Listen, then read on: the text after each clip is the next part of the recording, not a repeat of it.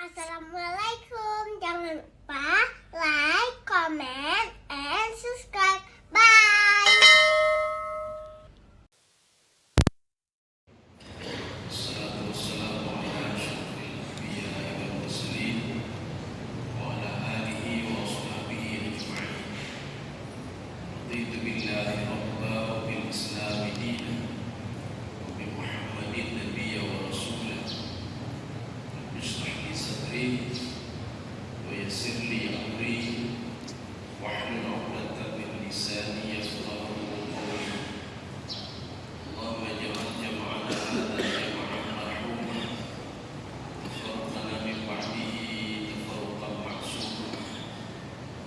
Muslimin dan muslimat sidang jamaah subuh yang dirahmati.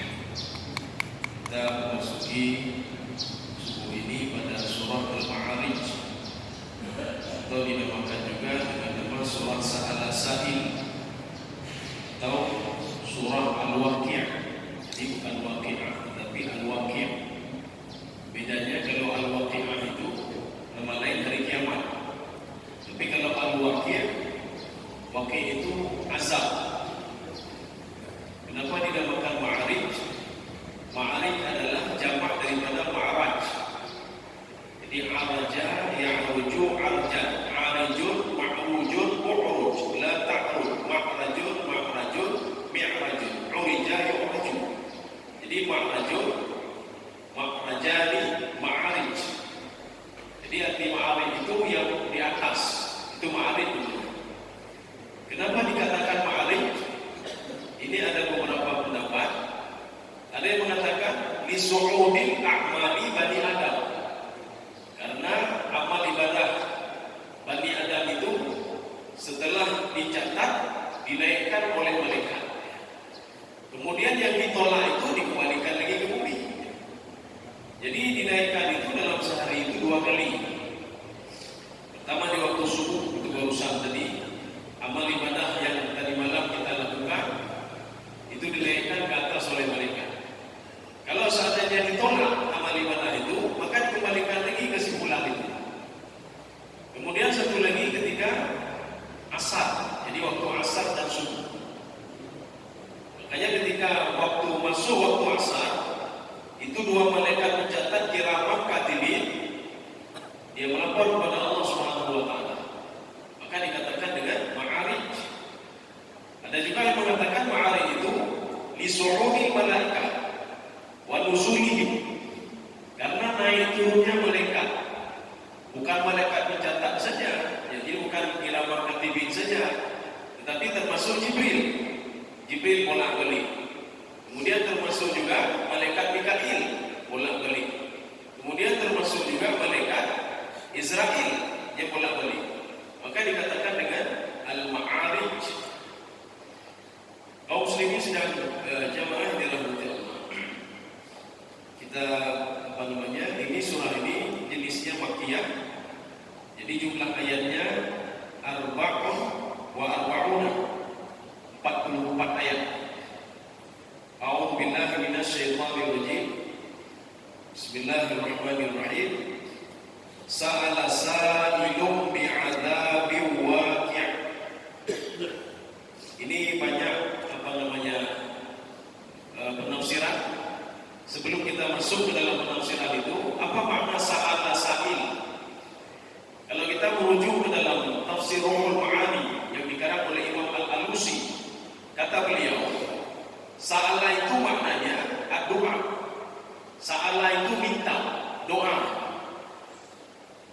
Kata beliau, doa yang dimaksud adalah istida'ahu, meminta ayat tial-adab, minta untuk diturunkan azab. Ini makna sa'ala sa'il. Sa'il itu siapa? Sa'il itu isim fa'il, yang meminta. Artinya ada seseorang yang meminta kepada Allah atau kepada Nabi Muhammad untuk diturunkan azab. Ya, di sini baru ada beberapa penafsir. Seperti Imam Jalalain, kata Imam Jalalain, yang dimaksudkan yang meminta diturunkan azab adalah Nadar bin Harith. Satu. Yang kedua, dia mengatakan bukan, yang minta itu adalah Abu Jahal. Yang ketiga,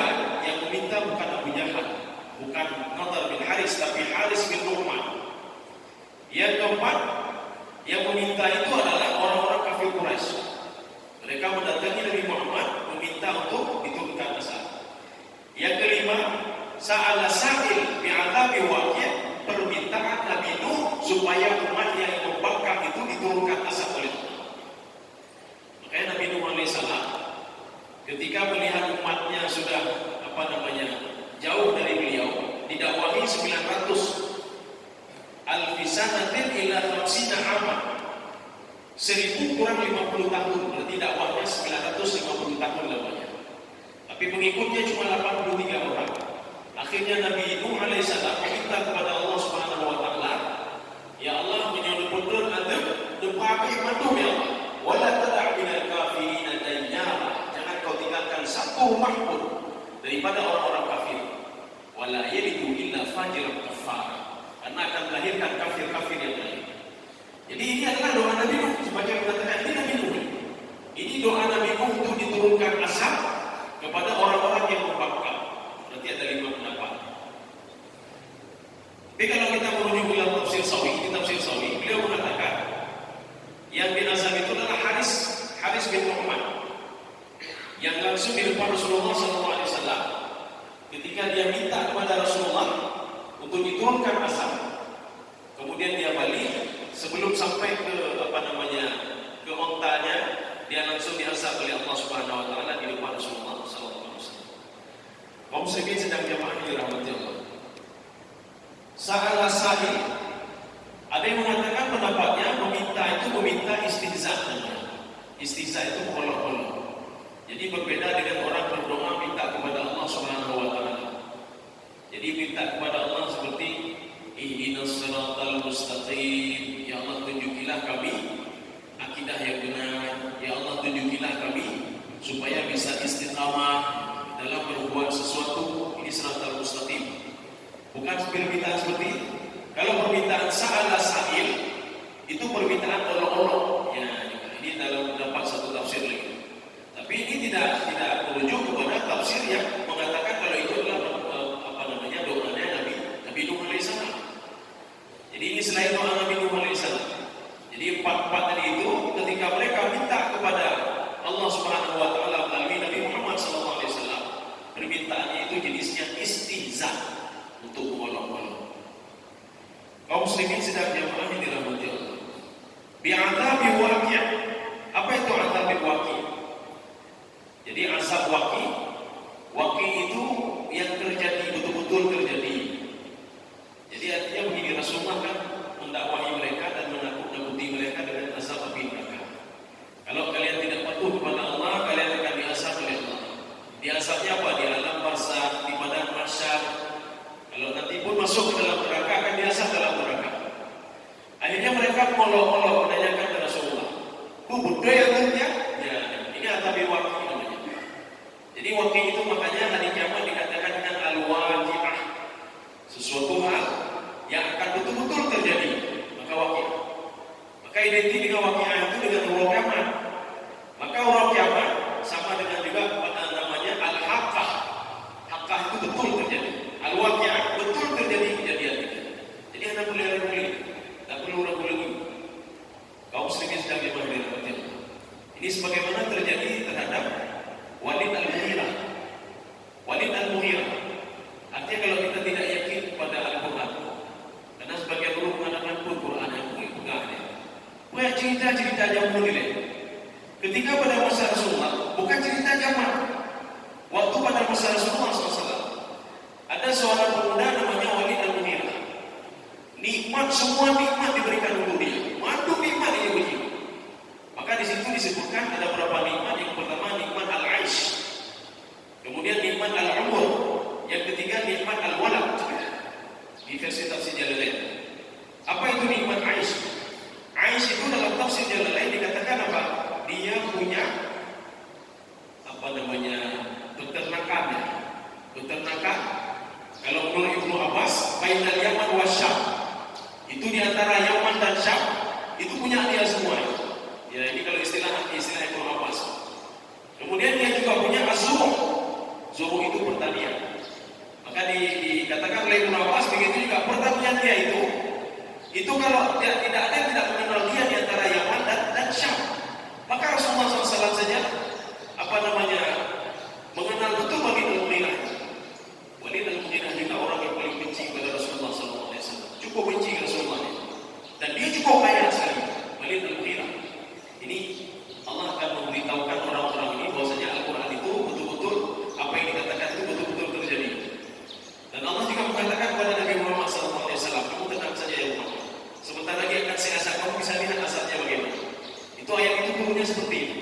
Sebelumnya azabnya digambarkan dulu dalam Al-Quran. Setelah turun ayat itu, langsung nampak kejadian-kejadian aneh pada Walid Al-Mughirah. Kemudian yang ketiga, dia diberikan nama Al-Walad. Jadi anaknya di dalam satu tafsir itu ada 10 orang. Dalam satu tafsir lagi 12 orang. Dalam satu tafsir lagi 13 orang Walid Al-Mughirah. Anaknya ini semuanya patuh kepada Walid Al-Mughirah. Baju-baju anak itu aleho kayak debi-debi yang ini 2 orang. Kita kalau punya anak 10, entah mana dia sudah keluar, yang tinggal bersama kita cuma 2 orang. Walid Al-Mughirah tidak. 13 orang anaknya selalu berada di Mekah menjaga Walid Al-Mughirah. Begitu patuhnya anak ini pada orang tuanya. Dalam tafsir Ibnu Abbas beliau katakan, ini sebuah kinayah kaifa tad'u, bagaimana iman yang dia peroleh dari Allah Subhanahu wa taala. Begitu banyak imannya. Tapi ketika dia ingkar kepada Allah, dia tidak percaya kepada Rasulullah SAW. Allah mengatakan kepada Nabi Muhammad, wahai Muhammad, dzarni, kamu selesaikan urusanmu kepada saya. Kamu tidak usah urus Walid itu, biar urusan saya. Ya.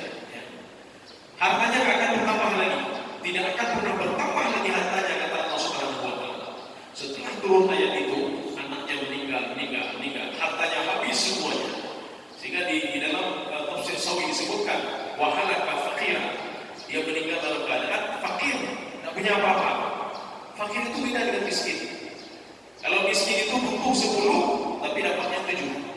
Kalau fakir itu miskin, kalau fakir butuh 10 dapatnya 3 atau 4. Ya. Artinya kehidupannya sangat tinggi sekali. Itu kehidupan Walid Al-Mughirah. Anaknya meninggal semua. Bahkan yang 3 itu yang masuk Islam. Dan 3 masuk Islam. Kemudian dia meninggal gara-gara apa? Penyakit pada kakinya. Kakinya anak kena penyakit. Gara-gara penyakit ini dia mati dalam keadaan kena penyakit. Hartanya semua hilang. Kemudian anaknya meninggal. Kemudian dia sakit lagi. Artinya ingin dinampakkan pada orang-orang Quraisy, tapi mereka tidak terima juga kepada Allah setelah nampak kejadian ini dan turun ayat itu tidak terima juga. Kaum muslimin sedang jamaah dari macam. Jadi ini begitu juga. Mereka minta lagi kepada Allah, coba turunkan azab di adabi wahyu. Kalau betul azab itu benar-benar terjadi ya Allah. Tapi itu kan begitu juga ditantang oleh umatnya. Kamu jangan dakwahi kami saja. Kalau betul azab itu turun, coba kamu cek minta untuk diturunkan azab. Ya tambah lagi Nabi Lut begitu juga. Kemudian Nabi Hud begitu juga. Nabi Saleh begitu juga. Kaumnya minta untuk diturunkan azab kepada mereka. Kaum muslimin sejak zaman dirahmati. Kita lanjut. Lil kafirina laisa lahu dafi'. Jadi lil kafir ini ada yang mengatakan azab ini ditimpa kepada Abu Jahal. Abu Jahal pernah mendatangi Rasulullah SAW. Apa kata Abu Jahal? Wahai Muhammad, kayak ada begahnya ya Muhammad. Sekarang kau turunkan azab dari langit. Kemudian Allah mengatakan, kamu tenang saya Muhammad. Lu kau mati di perang Badar. Akhirnya Abu Jahal mati di dalam perang Badar. Ada yang mengatakan Nadar bin Haris. Setelah dia kafir. Ini orang kafir ini. Orang kafir ini tidak ada yang bisa menolak azab kalau aku sudah menurunkannya kata Allah. Lil kafirina laisa lahu dafi'. Dafi ini apa? Selain Allah tidak ada yang bisa mengangkat azab yang sudah diturunkan oleh Allah Subhanahu wa taala. Makanya ketika Allah mengazab kaum Nabi Nuh alaihissalam, air terus naik. Air dari atas pun terus turun. Sehingga digambarkan dalam Al-Quran, faltakan mau.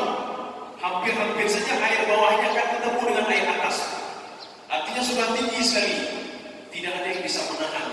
Dan tidak ada yang bisa menghentikan ini. Kecuali Allah Subhanahu wa taala. Bagaimana cara dihentikan oleh Allah Subhanahu wa taala? Allah berpesan kepada bumi, ya ardhu bla'i ma'aki, wa ya sama'u aqli. Wahai bumi, sekarang telan kembali air, ditelan kembali. Wa ya sama'u aqli. Wahai langit, sekarang jangan kau turunkan lagi hujan. Satu. Yang kedua, ketika Allah Subhanahu wa taala akan mengazab Fir'aun, Allah memerintahkan memang betul. Pertama Allah memerintahkan kepada Nabi Musa alaihissalam, idrib bi'asaka wahad. Kamu pukul tongkatmu itu ke laut, fa'falaka fakana kullu firqin katawrin azim.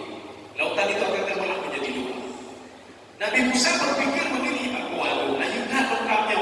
Ya,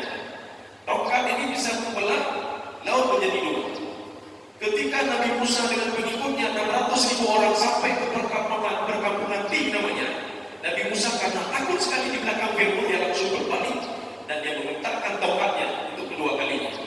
Allah berpesan kepada Nabi Musa alaihissalam, wahai Musa, tongkatku tidak ada apa-apanya.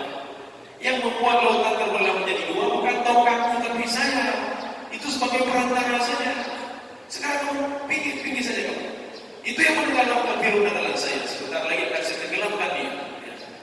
Jadi makanya yang membelah itu menjadi dua adalah dalam mata Nabi Musa adalah tongkat Nabi Musa. Tapi Nabi Musa tahu tongkatnya tidak memberikan faedah sama sekali. Ketika dia akan menutup lautan tersebut yang sudah terbelah tadi, Allah berpesan kepada Nabi Musa, itu bukan urusanku ya Musa. Sekarang kamu balik saja, kamu pergi saja, bereskan kaummu. Sekarang ini saya bereskan ya. Akhirnya apa? Ditutup lautan itu oleh Allah Subhanahu wa Ta'ala. Artinya apa? Ketika Allah menurunkan azab kepada satu kaum, tidak ada yang bisa meneruskan azab itu dan tidak ada yang bisa menahan azab itu kecuali Allah Subhanahu wa Ta'ala. Kaum muslimin sedang jamaah dalam hati Allah. Jadi makanya yang menurunkan azab adalah Allah, yang menarik azab adalah Allah.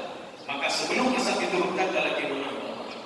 Ketika azab diturunkan adalah kemenangan Allah Subhanahu wa Ta'ala.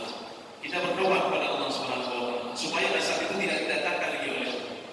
Kaum muslimin sedang jamaah dalam hati Allah. Inilah yang dimaksudkan dengan lil kafirina laisa lahu nafi. Ada yang mengatakan juga lil kafirin karena ini bentuknya jamak, bentuknya banyak. Lil kafirin. Jadi bukan lil kafir, tidak lil kafirin dalam bentuk jamak.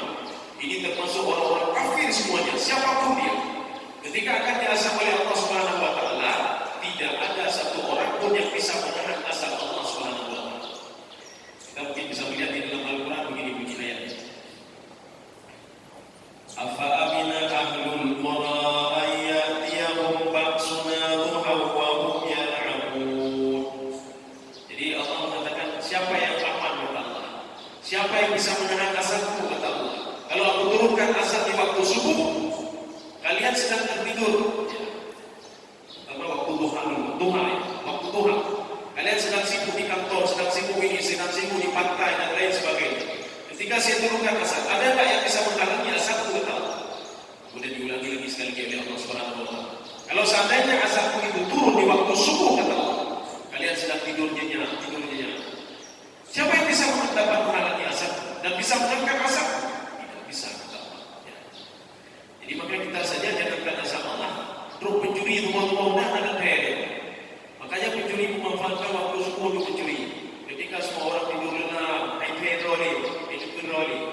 makanya manusia itu lengah di dua waktu.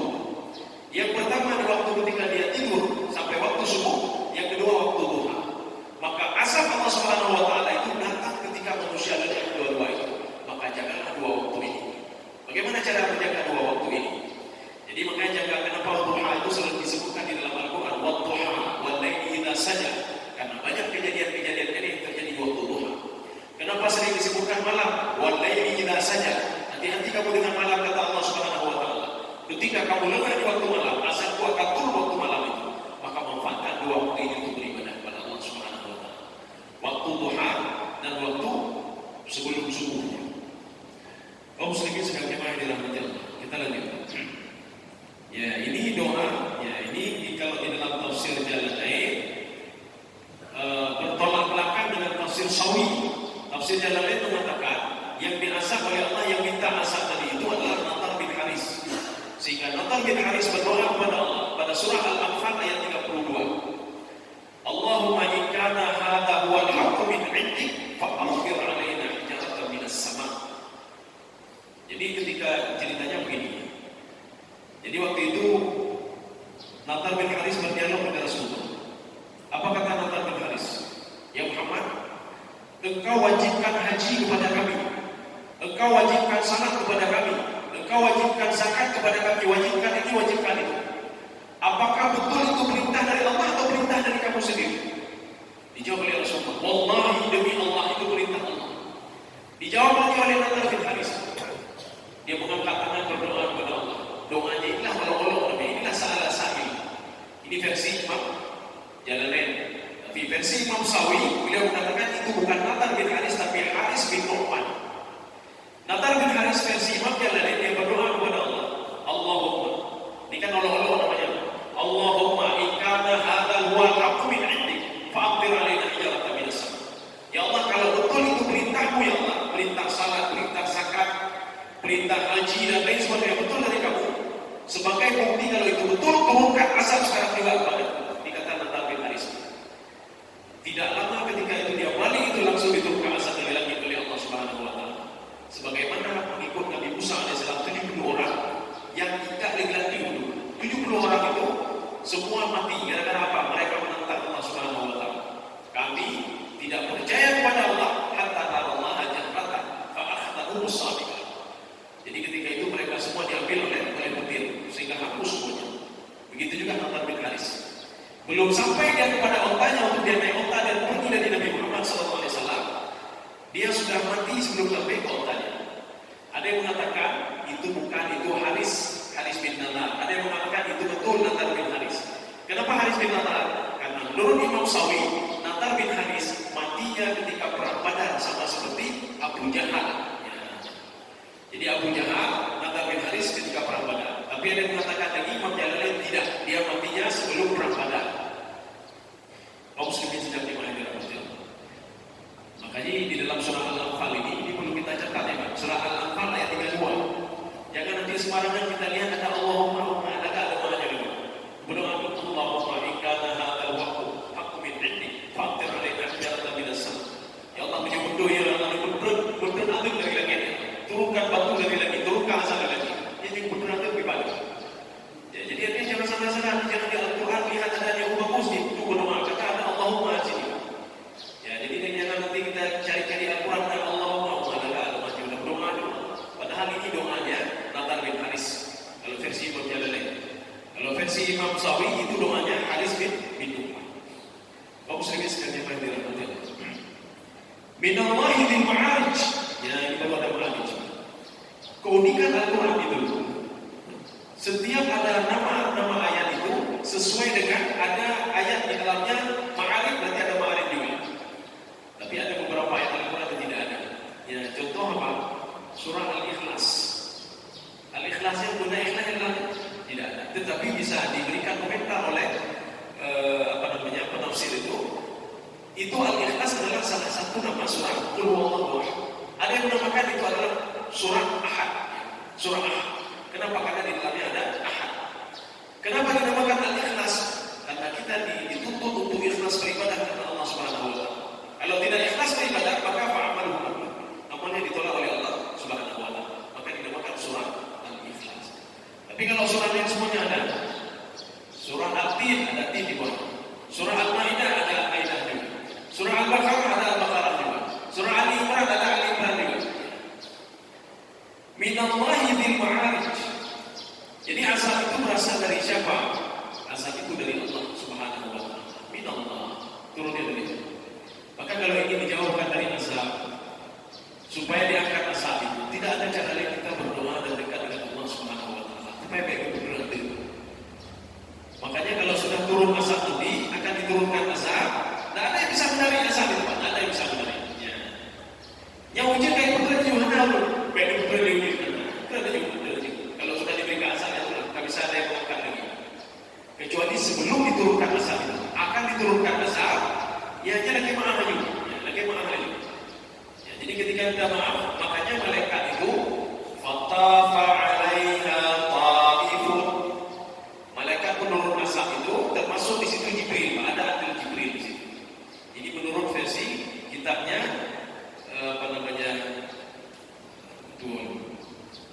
Jadi ada dalam satu kitab itu Al-Bidayah wa Nihayah. Jadi beliau mengatakan salah satu mas'uliyatu Jibril, tugas Jibril itu adalah masalah azab. Jadi Jibril itu sebelum menurunkan azab, fatah itu dia keliling-keliling dulu sama orang ini, orang yang buat maksiat itu. Dia tak pernah terima juga, dia tidak pernah bayar zakat juga. Jibril terus keliling-keliling. Dia lihat ada nggak dia bertobat, belum lagi pakai pabih ini, di pabih ini. Ya. Kaum muslimin sedang dimulai dalam perjalanan. Minallah, asal itu dari Allah. Dzil ma'arij, kalau istilah Imam Jalalain, minallah itu yattasil bil waqi' kata beliau. Itu orang kaitannya dengan apa? Dengan asal yang ditunggu-tunggu oleh orang-orang yang tidak yakin pada asal Allah.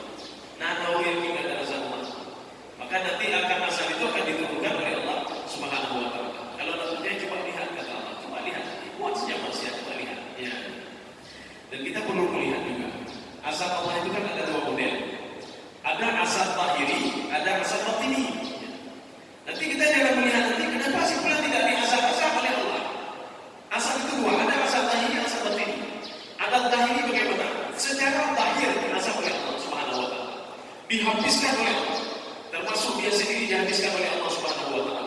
Bangunan-bangunan dihabiskan oleh Allah Subhanahu wa taala. Ladangnya dihabiskan oleh Allah. Usahanya dihabiskan oleh Allah Subhanahu wa taala. Ada juga nanti azab batini. Azab batini bagaimana? Batinnya dirasakan oleh Allah Subhanahu wa taala. Hidupnya tidak tenang, susahnya menderita ya. Ini azab batin namanya. Artinya orang itu sudah biasa batini oleh Allah Subhanahu wa taala. Minallahi dzil ma'arij. Apa itu dzil ma'arij? Kalimat di. Kenapa barisnya menjadi di? Asal kalimatnya dzul ma'arij. Dzul itu yang punya. Dzul khairi yang punya kebaikan. Dzul malin dalam hadis itu yang punya harta. Dzul apa lagi? Itu yang punya namanya. Barisnya menjadi di sebab sebelumnya barisnya kasrah. Minallahi dzil ma'arij. Maka di itu yang punya. Yang punya apa? Yang punya ma'arij tadi. Ma'arij itu apa? Itulah langit. Ya, jadi artinya ma'arij yang dari ma'araj. Ma'araj itu ada tempat naik. Di tempat naik itu apa? Itulah dinisbahkan jadi tujuh langit. Tempat yang malaikat naik. Tempat yang roh itu naik ke atas. Oh ya, ada satu lagi tadi, roh bukan amal. Yang pertama amal, yang kedua malaikat, yang ketiga roh. Ya. Makanya roh orang-orang yang baik itu ketika dia meninggal maka dia akan ta'rujul samawat, dia akan naik ke atas di ilmiyin. Tapi tak kala roh itu berbuat jahat, tubuh itu berbuat jahat dengan rohnya itu, maka rohnya akan diletakkan di sijin. Berarti antara dua. Kalau tak sijin, dia ilmiyin.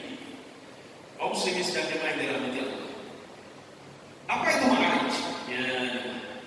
Jadi ma'arij itu ta'rujul malaikatu war ruh. Ada yang membaca ya'ruju.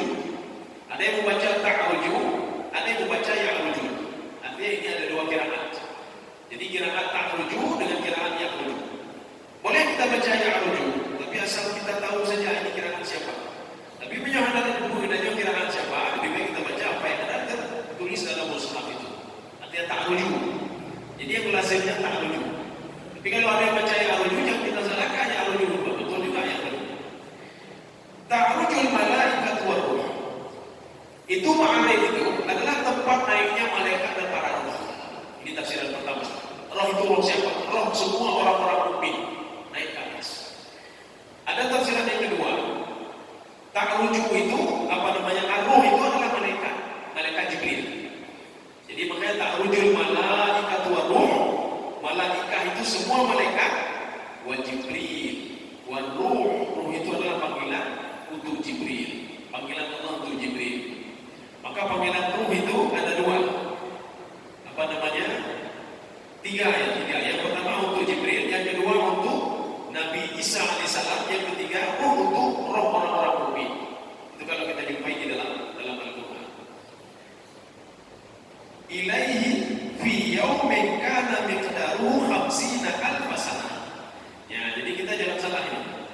Ilaihi titik, ya benar boleh titik. Karena di sini ada jumlah ijaz asal namanya.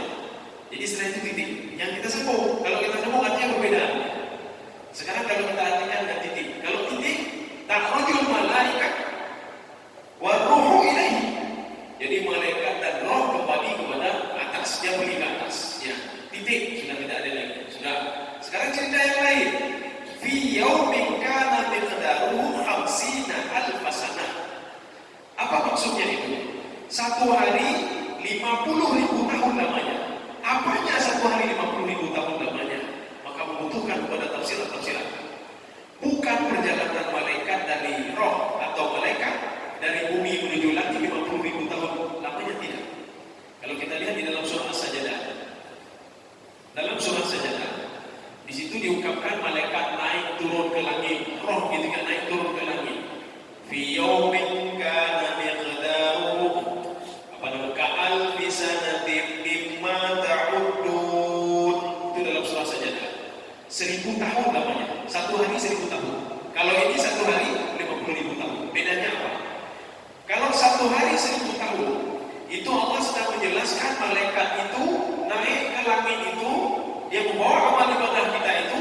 Kalau perkiraan satu harinya 1000 tahun namanya. Ya, 1000 tahun. Jadi kalau beliau naik kita perhitungkan 1000 tahun, begitulah kita sampai ke atas itu dalam waktu 1000 tahun. Tetapi bisa diingat oleh malaikat dalam satu hari.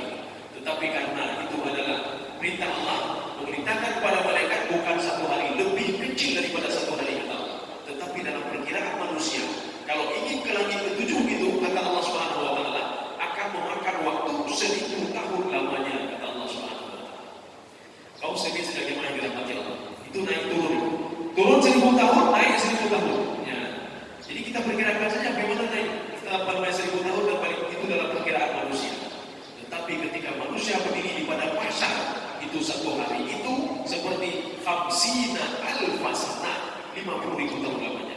Sekarang akan kita kombinasikan dua ayat ini. Dua ayat yang mana? Bukan 1.050.000 tahun tadi, tidak. Kenapa ayat ini tidak nyambung?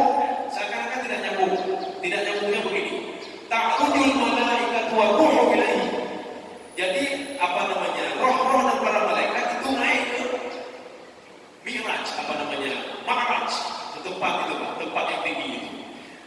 Orang-orang kafir ketika nanti rohnya itu dibangkitkan oleh Allah Subhanahu wa taala kepada mahsyar nanti, mereka yang tidak beriman, tidak patuh, tidak taat kepada Allah, termasuk yang disebutkan tadi Nadar bin Haris, Abu Jahal, orang-orang kafir, Haris bin Nu'man, mereka akan berada di padang mahsyar itu sehari seakan-akan seperti 50.000 tahun lamanya. Jadi kalau kita hubungkan ayat ini dua-dua ini, jadi nanti jangan nggak sambung, kok sudah naik ke atas cerita tentang Ma'raj langit, kok tiba-tiba cerita tentang 50.000 tahun lamanya. Rupanya ini cerita tentang mereka yang sudah meninggal semuanya ketika dibangkitkan oleh Allah Subhanahu wa taala. Satu hari itu bagi orang kafir itu 50.000 tahun lamanya. Ini ada hadisnya. Jadi hadisnya ini dikaitkan oleh Imam Sawi di sini. Jadi pada suatu hari Rasulullah SAW mengatakan begini. Annahu qila li Rasulillah SAW, yaumin kana miqdaruhu 50 alf sanah. Ketika sahabat mendengar ayat ini, beliau langsung mengatakan kepada Rasulullah, ya Rasulullah, fama atwala hadzal yaum. Begitu panjangnya hari ini ya Rasulullah, panjang sekali hari ini, 50.000 tahun lamanya. Yang diroh, kalau seandainya di padang mahsyar itu 10 hari, maka kali saja 10 kali 50.000 tahun lamanya. Waduh, penuh itu tidak. Maka Rasulullah SAW mengatakan, tidak bagi orang yang beriman kepada Rasulullah, tidak bagi orang yang salat, bagi yang puasa, bagi yang beribadah. Kalau orang-orang beriman kata Rasulullah SAW, mereka itu cuma seperti intidaru salawatul khams, seperti menunggu salat 5 waktu saja. Lagi aja tidak habis main bola, pada duduk dan jangan dulu dan jangan. Ada bola. Begitulah di padang mahsyar. Atau kita itu menunggu apa lagi? Menunggu asar. Sedangkan duduk kahar, sedangkan duduk kahmayang mungkin, sedangkan duduk kaisha. Begitulah bagi orang mukmin menunggu ketika di apa namanya yaumul hisab di padang mahsyar. Sekarang mukmin yang bagaimana? Ya. Ada sahabat bertanya ke Rasulullah, ya Rasulullah, kalau ada orang bakhil, dia bakhil, apakah dia masih mukmin ya Rasulullah? Rasulullah mengatakan masih mukmin. Tapi namanya mukmin bakhil, namanya mukmin kering. Ya. Mukmin kering akan masuk ke neraka juga. Ya. Sahabat bertanya lagi, ya Rasulullah, kalau dia berbohong ya Rasulullah, apakah mukmin namanya ya Rasulullah? Tidak, kata Rasulullah. Tidak ada mukmin pembohong, kata Rasulullah. Hanya mukmin pembohong. Kalau ada orang mukmin pembohong itu bukan mukmin namanya, tapi munafik namanya. Ya. Jadi makanya orang munafik itu di mana? Fil darkil asfali minan nar. Maka kalau orang sudah berbohong, ya hati-hati saja. Makanya nanti coba lihat orang munafik. Idza haddatsa kadzaba wa idza wa'ada akhlafa wa idza tumina khana. Rasulullah mengatakan salah satu saja ada pada orang mukmin sifat ini, maka sudah dia menjadi orang munafik. Bagaimana caranya dia minta maaf dulu? Minta maaf dulu pada orang yang sudah dia sakitinya, yang sudah dibohonginya. Minta maaf dulu. Kalau ada apa status mukminnya ditarik oleh Allah Subhanahu wa taala. Dan Rasulullah mengatakan dia bukan mukmin. Kenapa dia sudah berbohong? Tidak ada seorang mukmin berbohong, tidak ada kata Rasulullah. Jadi makanya kita juga gara-gara ada penelitian teknologi mungkin canggih, HP-nya, ya mungkin galak dan kata mengenggau, ya gara-gara ada. Di telepon, kalau Assalamualaikum, Pak, tanya, ada lo kat bro ni, mana kelam bro dari rumahnya? Ya, dia bukan kat bro, kalau makanya kalau seorang kalau sudah berbohong dia akan berbohong terus. Orang yang telepon bilang, oh kat bro, belum dia ada bukti belum dia ada. Kalau bro yang belum, oh belum, kalau belum jauh wifi dia, dari wifi nanya dia jadi job, pun ada barang belum yang sampai kalau pengegau dong, oh malu kalau lebih dari wifi belum kalau begini. Di nomor menyukai bunga langsung bunga aja. Besok bunga, besok bunga begini. Makanya kenapa orang tertentu itu Rasulullah mengatakan bukan orang beriman, karena tidak ada orang beriman yang terbentuk.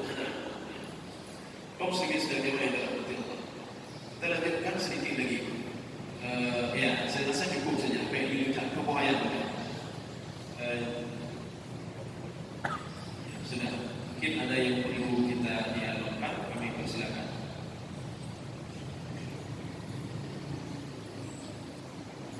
Ada pertanyaan? Mungkin satu saja boleh.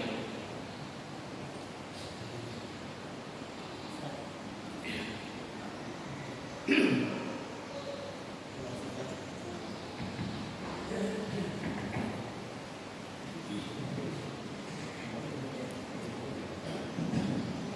Terima kasih Ustaz. Yang menjadi kadang mana ada orang yang tiada. Ya.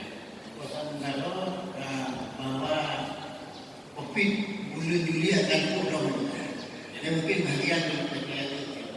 Ya. Kemudian pada isi raya Allah memberi adab dan empat minta seperti lagi tsunami. Ya. Dan sebuah pernyataan yang mengingat hadis kata bahwa Allah memberi adab tidak memiliki orang. Ya. Ya. Tapi dalam cerita dalam tsunami, orang yang ada yang berenang juga meninggal, orang yang lumpuh juga ada selamat. Nah, yang jadi pertanyaan apakah adab yang diberikan oleh Allah Subhanahu Wa Taala atau yang baik diminta atau yang tidak diminta? Bagaimana kita memahami bahwa orang yang kena adab tersebut atau tidak, kenapa harus berbeda? Kita merujuk dalam tafsir As-Sa'di. Apa kata Imam As-Sa'di? Inna Allah la yu'adzibu qauman illa bi dzambin. Allah tidak mengazab satu kaum kecuali ada punya dosa. Dan ada pernah dalam sejarah Allah mengazab dalam Al-Quran itu yang diazab oleh Allah tidak ada dosa, tidak ada. Kalau kita melihat di dalam Al-Quran semua punya dosa. Kenapa Nathar bin Haris diazab oleh Allah? Karena dia punya dosa. Dosanya apa? Menentang Allah tadi. Ya. Artinya apa? Diminta atau tidak diminta? Seorang yang punya dosa akan diazab oleh Allah. Tunggu. Yang kedua, ketika tsunami itu, ini bagaimana ya? Ya, jangan adil berkuat ya. Makanya saya pernah dulu disuruh buat tulisan oleh Pemda, saya juga tulisan, belum buat tulisan sementara. Artinya masalah kan harus hati-hati, kita harus hati-hati juga. Saya disuruh buat tulisan, satu tulisan yang sebenarnya tulisan itu akan dibacakan ketika khutbah Jumat waktu kejadian tsunami, memperingati tsunami beberapa tahun yang lalu. Akhirnya hanya jadi baca dulu, tidak jadi ya. Jadi disuruh buat, saya buat begini. Jadi judulnya apa? Tsunami itu apakah ujian atau laknat? Ya. Makanya harus jadi. Yang mudah laknat apa bagaimana? Yang mudah ujian, orang kafe di mana? Dibaca kan? Akhirnya saya buat begini di dalam tulisan saya. Kita harus lihat dua sudut pandang dulu. Sebelum diturunkan azab oleh Allah, apakah seseorang itu dia patuh atau taat kepada Allah? Ya. Kalau dia tidak patuh kepada Allah, ini orang yang tidak patuh, salat tidak apa-apa tidak, bahkan dia sudah keluar jalur. Ketika mereka diazab oleh Allah Subhanahu Wa Taala, maka azab itu laknat bagi mereka. Sudah, dia orang yang tidak salah sebelum tsunami, tidak salah itu mencuri buku tinggal dan lain sebagainya. Ketika dia mati, waktu itu dia sudah dilaknat oleh Allah. Tetapi ada sebagian orang itu selamat. Ya, kadang-kadang ini pulang pembina, ini pulang punya itu mencuri, bukan selamat dia. Dia sedang diberikan jalan keluar, dia sedang diberikan pintu taubat oleh Allah, kesempatan untuk bertobat oleh Allah Subhanahu Wa Taala. Tetapi ada juga sebagian yang tidak memanfaatkan taubat, setelah itu apa dimatikan juga oleh Allah Subhanahu Wa Taala. Dan ada orang setelah kejadian tsunami itu, awal bolongai, tapi setelah tsunami itu kami akan awal hampir maya, setelah itu dia boleh salat kembali. Satu. Dari sudut pandang yang kedua, kita lihat. Kalau ada orang ketika sebelum turun tsunami, dia patuh dan taat kepada Allah, kerja ibadah, kerja penuh, kerja ya. Tapi tiba-tiba kena tsunami, kalau ada orang seperti ini, dia mati syahid. Mati syahid. Ya. Kalau ada masih hidup juga, dia ahli ibadah, masih hidup, dia sedang diuji oleh Allah. Apakah dengan diselamatkan oleh Allah ini dia masih patuh dan taat kepada Allah atau tidak? Karena ada sebagian orang yang apa yang ada, dia ahli ibadah, keluarganya hilang semua, hidup ada semua, stres dia. Kagak ada guna-guna video, kagak ada keluarga, kagak ada nyoba lagi. Karena guna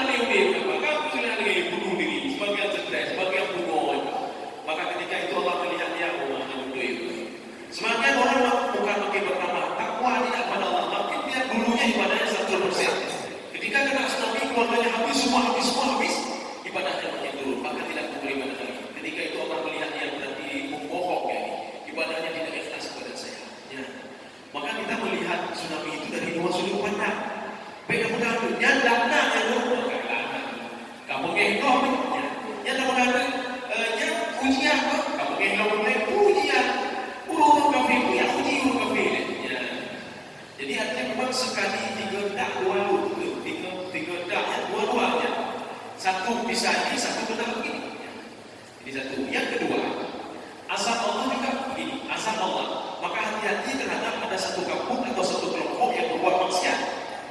Makanya azab Allah itu la yusibatal ladzina zalamu minhum khassah.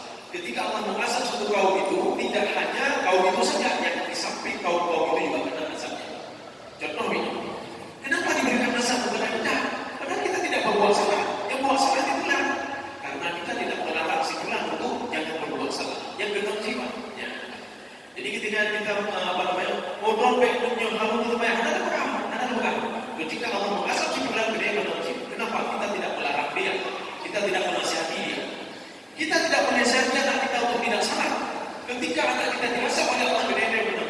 Kenapa? Karena kita tidak mengingat anak ini. Kita kemana masuknya? Ya. Ini sama ketika kejadian Bani Israel.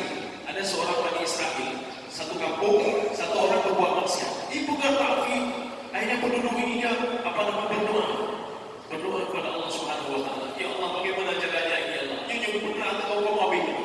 Akhirnya mereka tak sanggup mencegah pemuda ini. Akhirnya mereka berdoa sama Bani Israel. Ya Allah, kirimkan seseorang kepada kami supaya bisa menyelesaikan pemuda ini. Akhirnya dikirimlah Musa kepada mereka. Akhirnya Pak Nabi Musa mengambil pemuda ini untuk dibawa ke sebuah tempat. Apa kata Allah? Jangan kamu letakkan di situ. Ketika saya asapnya nanti yang ada di sekitar dia kena semua. Tumbuh-tumbuhan kena. Pindahkan dia itu di tempat yang tidak ada orang, tidak ada tumbuh-tumbuhan. Biar saya asap dia saja